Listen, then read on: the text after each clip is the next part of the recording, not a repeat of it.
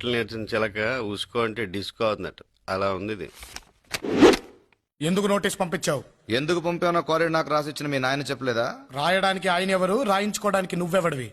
అది నా తాత సొత్తు.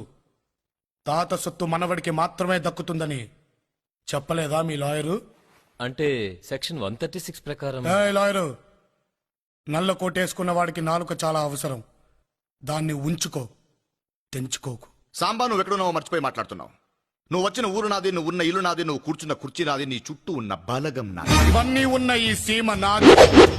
నేను తలుచుకుంటే నీది అనుకుంటున్న నీ ఊళ్ళో, నీ ఇంట్లో, నీ జనం మధ్య నువ్వు కూర్చున్న నీ కుర్చీ కిందే నిన్ను నీ వాళ్ళని కప్పెట్టేస్తా. నోటీసులు గేటిస్లు అంటూ పిచ్చి పిచ్చి వేషాలు లేకుండా బుద్ధిగా బతుకు, లేకపోతే బూడిదైపోతావు. వస్తా. రాయ్ సాంబా, నీ తల తీసి నా ఇంటి గుమ్మానికి కట్టకపోతే నా పేరు పాశు.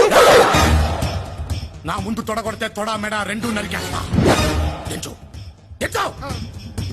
పద్ధతి మార్చుకోమని ఒక్కసారి చెప్పా, రెండోసారి చెప్తున్నా, మూడోసారి చెప్పను, చంపేస్తా. సాంబా